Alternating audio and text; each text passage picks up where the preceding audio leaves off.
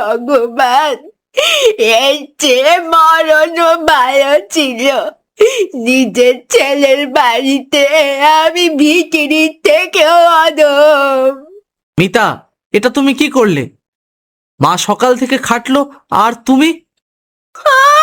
দরদ একেবারে উতলে উঠলো। তুমি খাওয়াবে তো নিজের প্লেট থেকে তুলে দাও না। আমার ঘরে এসব নাটক চলবে না। খেতে হলে এটাই খাবে, না হলে উপোস থাকবে। মোড়ল মশাই, আসুন আসুন। কি সৌভাগ্য! সৌভাগ্যের কথা পরে হবে রতন। তোমার বাড়ি থেকে কান্নার আওয়াজ পাচ্ছিলাম। সব ঠিক আছে তো? তোমার মা ভালো আছেন? হ্যাঁ মোড়ল মশাই, সব ঠিক। মার তো ওরকমই স্বভাব, একটু কিছু হলেই কান্না। ওই বুড়ো হলে যা হয় আর কি। তাই বুঝি? সরোজিনী দেবীকে আমি অনেক দিন ধরেই চিনি। তিনি অকারণে কাদার পাত্রী নন। কোথায় তিনি? পৌষ মাসের এক কনকনি ঠান্ডা সকাল। গ্রামের অবস্থাপন্ন গেরস্ত রতনের বাড়ি।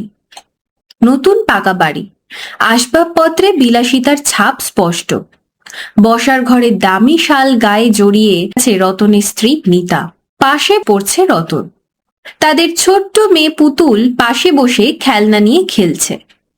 ঘরের এক কোণে বারান্দার দরজার কাছে একটা ছেঁড়া কাঁথা জড়িয়ে থরথর করে কাঁপতে কাঁপতে বসে আছেন রতনের বৃদ্ধা মা সরোজিনী। উফ, কি জাকিয়ে শীত পড়েছে গো। হাত পা যেন একেবারে বরফ হয়ে যাচ্ছে। উফ। হ্যাঁ, আজ বড্ড ঠান্ডা, হাওয়াটাও বড্ড বেশি। তা বলি, তোমার আদরের মাকে ওভাবে দরজার কাছে বসতে কে বলেছে? হ্যাঁ, ঠান্ডা হওয়া সব ঘরে ঢুকে যাচ্ছে। ইস, আমার পুতুল সোনাটার একেবারে ঠান্ডা লেগে যাবে। এই বুড়িটা না। এই, ওটা ওখান থেকে যাও, রান্নাঘরে গিয়ে ছাইপাশ কাজ করো। দরজার মুখে বসে হাওয়া খাচ্ছে। বড্ড ঠান্ডা বৌমা, হাড়ের ভেতর পর্যন্ত কাঁপুনি হচ্ছে। একটু রোদ উঠলে আমি তো বাইরে যাব ভেবে। রোদ উঠবে? রোদ উঠলে উনি বাইরে রোদ পোহাবেন। আর আমি কত গতরে তো খাটুনি নেই, বসে বসে শুধু অন্ন ধ্বংস করা। রতন, তুমি তোমার মাকে কিছু বলবে না বলবে না? আহ মিতা, মা তো ওখানেই বসেন রোজ, কি আর হবে? কি করে হবে মানে? আমার মেয়ের ঠান্ডা লাগলে তার দায় কে নেবে? তুমি? বলি, বুড়ি মাকে একটা ভাঙা ঘর করে দিতে পারো না? আমার চোখের সামনে থেকে সরাও না ওনাকে। রতন একটা দীর্ঘশ্বাস ফেলে চুপ করে গেল। মায়ের এই অপমান তার গা সওয়া হয়ে গেছে। সরোজিনীও চোখের জল মুছে ধীরে ধীরে রান্নাঘরের দিকে চলে গেলেন।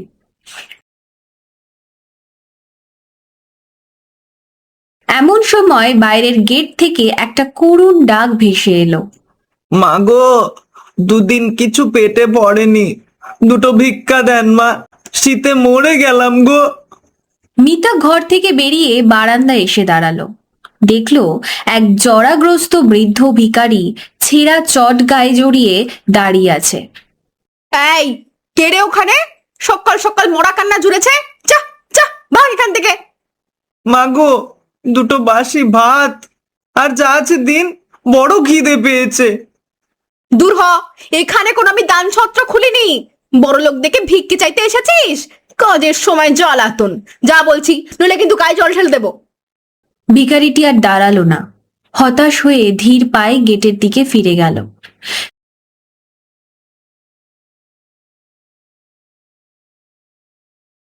ঠিক সেই সময় রান্নাঘরের জানলা দিয়ে সরোজিনী এই দৃশ্য দেখছিলেন। আহারে, বেচারা আমার মতোই মনে হয় অভাগা। রান্নাঘরে বসে সরোজিনী বিড়বিড় করছিলেন। বাইরে তখন ঠান্ডা বাতাস আরো বেড়েছে। এই শীতে গরম গরম ভাপা পিঠের বড্ড ধোঁয়া উঠত আর বাপের বাড়িতে। মা বানাতেন, আহ কি স্বাদ! নতুন গুড়ের পাটালি, নারকেল কোড়া, কতদিন খাই না। ঠিক সেই সময় ছোট্ট পুতুল খেলতে খেলতে রান্নাঘরের দরজায় এসে দাঁড়ায়। সে তার ঠাকুমার কথা শুনতে পেয়েছে। ঠাকুমা, ভাপা পিঠা কি খেতে খুব ভালো? ওমা, তুই? হ্যাঁ রে দিদি ভাই, সে ভারী মজার জিনিস, ধোঁয়া ওঠা গরম পিঠা। মা, ও মা, আমি ভাপা পিঠা খাবো। ঠাকুমা বলেছে খুব মজা। ভাপা পিঠে? এই সাত সকালে পিঠে খাওয়ার শখ হলো কোত্থেকে? না, আমি খাবো, তুমি বানিয়ে দাও, এক্ষুনি বানিয়ে দাও। আহা, মেয়েটা যখন চাইছে বানিয়েই দাও না, চাল গুড় সব তো আছে। ও মা, দরদ দেখো, বানাতে যে খাটুনি সেটা কে করবে? আমি? না মানে মা তো আছেন, মা বানিয়ে দেবেন। মিতা যেন হাতে চাঁদ পেল। শাশুড়িকে খাটানোর এমন সুযোগ সে ছাড়তে চায় না। শুনেছো, তোমার ছেলের পিঠে খাবার শখ হয়েছে। যাও ঢেকিতে চাল কোটো, নারকেল কোরানো আছে, না থাকলে নারকেলটা কুড়িয়ে নাও, পাটালি আছে ভাড়ার ঘরে, যাও যাও সব জোগাড় করো। বৌমা, এই ঠান্ডায় ঢেকিতে পাট দিতে পারবো না, আমার বুকে খুব ব্যথা হয়। ঢং, কচ করার নাম শুনলেই বুকে ব্যথা। তাহলে পিঠে খাওয়ারও শখটা মনে এনো না? হ্যাঁ থাক, আমার মেয়ে কাঁদছে কাঁদুক, তুমি যাও ঘরে গিয়ে বসে থাকো। না, আমি পিঠা খাবই। ঠাকুমা, তুমি বানাও না। নাতনির কান্না দেখে সরোজিনীর মন গলে গেল। তাছাড়া পিঠা খাওয়ার একটা ক্ষীণ আশাও তার মনে জেগে উঠেছে, যদি দু একটা তার ভাগ্যেও জোটে। আচ্ছা, কাঁদিস না দিদি ভাই, আমি সব করছি। শুরু হলো বৃদ্ধা সরোজিনীর অমানসিক পরিশ্রম। কনকনে ঠান্ডায় তিনি ঢেকিতে চাল গুঁড়ো করলেন, তারপর শীতে কাপা হাতে নারকেল কুড়োলেন, খেজুরের পাটালি ভাঙলেন। এইসব করতে করতে দুপুর গড়িয়ে গেল। উফ, আর পারি না, মা, বুকটা ধরপড় ধরপড় করছে। হলো, এতক্ষণে এইটুকু চাল গুঁড়ো হলো? আরে একটা কাজও কি তাড়াতাড়ি করতে পারো না? দাও, এবার আমি উনুনে আগুন দিই।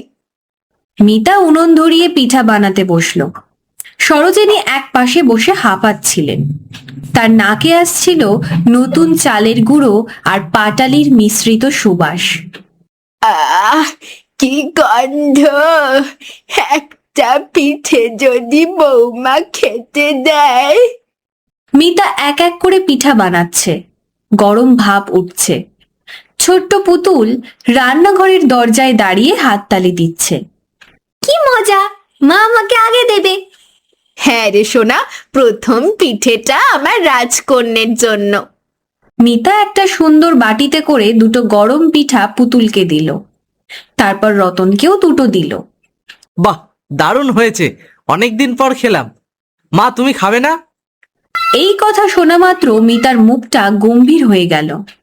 খাবে না কেন? খাবে, সব কাজ তো উনিই করলেন। দাঁড়াও দিচ্ছি।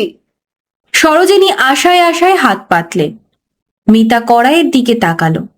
সেখানে লেগে থাকা কিছু ভাঙা চালের গুঁড়ো আর সামান্য গুড় পড়ে আছে। এই নাও, ভালো পিঠেগুলো আমার পুতুল আর তোমার ছেলের জন্য। তোমার জন্য এই পোড়া ভাঙাগুলোই থাক, বুড়ো মানুষের আবার স্বাদ। মিতা একটা ভাঙা মাটির খুঁড়িতে করে সেই পোড়া ভাঙা পিঠার অংশটুকু সরোজিনীর দিকে ছুঁড়ে দিল। সরোজিনী সেই খুঁড়িটার দিকে তাকিয়ে থাকলেন। তার দু চোখ বেয়ে জল গড়িয়ে পড়ছে। যে পিঠার আশায় সকাল থেকে এত খাটুনি, তার ভাগ্যে জুটল এই পোড়া অখাদ্য। ভগবান, এর চেয়ে মরণও ভালো ছিল। নিজের ছেলের বাড়িতে আমি ভিখিরির থেকেও অধম। মিতা, এটা তুমি কি করলে? মা সকাল থেকে খাটলো আর তুমি? দরদ একেবারে উতলে উঠলো। তুমি খাওয়াবে তো নিজের প্লেট থেকে তুলে দাও না। আমার ঘরে এসব নাটক চলবে না। খেতে হলে এটাই খাবে, না হলে উপোস থাকবে। মা, ঠাকুমা কাঁদছে কেন? তুমি ঠাকুমাকে পোড়া পিঠা দিলে কেন? ওটা তো খারাপ। তুই থাম, বড়দের কথার মধ্যে একদম কথা বলবি না। যা ঘরে যা। না, আমি যাব না। ঠাকুমাকে ভালো পিঠা দাও। রতন, তোমার মেয়েকে সামলাও, নইলে আজ পিঠে খাওয়া কিন্তু আমি বন্ধ করে দেবো। রতন ভয়ে ভয়ে মেয়েকে সরিয়ে নিয়ে গেল। সরোজিনী সেই পোড়া খুঁড়িটা হাতে নিয়ে রান্নাঘরের এক অন্ধকার কোণে বসে ফুপিয়ে ফুপিয়ে কাঁদতে লাগলেন। ঠিক সেই সময় গ্রামের মোড়ল যাচ্ছিলেন রতনের বাড়ির সামনে দিয়ে। তিনি রতনের বাবাকে চিনতেন, সরোজিনীকেও খুব শ্রদ্ধা করতেন। রতনের বাড়ির ভেতর থেকে কান্নার আওয়াজ আর মিতার চিৎকার তার কানে গেল। রতন, বাড়িতে আছো নাকি? মোড়লের গলা শুনে রতন আর মিতা দুজনেই চমকে উঠল। মিতা তাড়াতাড়ি ঘোমটা টেনে দিল। রতন ঘর থেকে বেরিয়ে এলো। মোড়ল মশাই, আসুন আসুন, কি সৌভাগ্য! সৌভাগ্যের কথা পরে হবে রতন। তোমার বাড়ি থেকে কান্নার আওয়াজ পাচ্ছিলাম। সব ঠিক আছে তো? তোমার মা ভালো আছেন? হ্যাঁ মোড়ল মশাই, সব ঠিক। মার তো ওরকমই স্বভাব, একটু কিছু হলেই কান্না। ওই বুড়ো হলে যা হয় আর কি। তাই বুঝি? সরোজিনী দেবীকে আমি অনেক দিন ধরেই চিনি। তিনি অকারণে কাদার পাত্রী নন। কোথায় তিনি? মোড়ল আর উত্তরের অপেক্ষা করলেন না, সোজা বাড়ির ভেতরে ঢুকলেন। রান্নাঘরের কোণে অন্ধকারে সরোজিনীকে ওই অবস্থায় কাঁদতে দেখে তার বুঝতে আর বাকি রইল না। মা সরোজিনী দেবী, আপনার এই অবস্থা? সরোজিনী মোড়লকে দেখে কান্নায় ভেঙে পড়লেন। বাবা মোড়ল, আমি আর সইতে পারছি না। আমার নিজের বাড়িতে থেকেও আমি ভিখিরি নদম। সকাল থেকে পিঠার জন্য খাটলাম, আর আমার ভাগ্যে মোড়লের চোখ দুটো রাগে জ্বলে উঠল। তিনি রান্নাঘর থেকে বেরিয়ে উঠোনে এসে দাঁড়ালেন। রতন আর মিতা মাথা নিচু করে দাঁড়িয়ে আছে। রতন, ধিক্কার তোমাকে! তুমি পুরুষ মানুষ। তোমার চোখের সামনে তোমার জন্মদাত্রী মায়ের এই অপমান হয়, আর তুমি স্ত্রীর আঁচল ধরে বসে থাকো। মোড়ল মশাই, আমি চুপ করো। আর তুমি বৌমা, নিজেকে তো খুব বড় গেরস্ত ভাবো। যে ভিখারিকে তোমরা দূর দূর করে তাড়িয়ে দাও, তারও একটা আত্মসম্মান আছে। আর ইনি তো তোমার শাশুড়ি, তোমার স্বামীর মা। তাকে তোমরা এই প্রতিদান দিচ্ছ? আমি আমি বুঝতে পারিনি। বুঝতে পারোনি? এই অমানসিক পরিশ্রম কে করেছে তা তো দেখেছো। এই শীতে ওই বৃদ্ধ শরীরটা যে খাটুনি খাটলো, তার দাম দিলে এই পোড়া ছাই দিয়ে? লজ্জা করে না তোমাদের? মনে রেখো, তোমারও বয়স হবে, তোমারও ছেলে মেয়ে আছে। মোড়লের কথায় মিতার যেন সম্বিত ফিরল। সে নিজের মেয়ে পুতুলের দিকে তাকালো। পুতুল ভয়ে ভয়ে সব দেখছিল। দাদু, মা খুব পচা, ঠাকুমাকে খেতে দেয় না। এই কথাটা যেন তীরের মতো বিঁধল মিতার বুকে। সে আর দাঁড়িয়ে থাকতে পারল না। সোজা গিয়ে সরোজিনীর পায়ের উপর আছড়ে পড়ল। মা, আপনি আমায় ক্ষমা করে দিন। আমি পাপী, আমি লোভী, আমি কিচ্ছু বুঝতে পারিনি। আমার চোখ খুলে গেছে। আপনি আমায় ক্ষমা না করলে আমি যে মরেও শান্তি পাবো না মা। মা, আমার মতো অপদার্থ ছেলের বেঁচে থাকার অধিকার নেই। তুমি বলো মা, আমি কি করলে তুমি আমায় ক্ষমা করবে? সরোজিনী দুজনকেই ধরে তুললেন। তার চোখেও জল। ওঠো বৌমা। রতন, বাবা আমার, আমি কি তোদের অভিশাপ দেব? আমি শুধু একটু সম্মান চেয়েছিলাম, আর কিচ্ছু না। সম্মান ভিক্ষে করে পাওয়া যায় না রতন, সেটা অর্জন করতে হয়, আর বড়দের সেটা দিতে হয়। আজ যা হলো তা যেন আর কোনোদিন না দেখি। মায়ের চোখের জলের দাম এই সংসারে কেউ কোনোদিন শোধ করতে পারবে না। ঠিক সেই মুহূর্তে ছোট্ট পুতুল দৌড়ে রান্নাঘর থেকে একটা বাটিতে করে সবচেয়ে বড় আর সুন্দর ভাপা পিঠাটা নিয়ে এলো। ঠাকুমা, তুমি খাও, এটা তোমার পিঠা।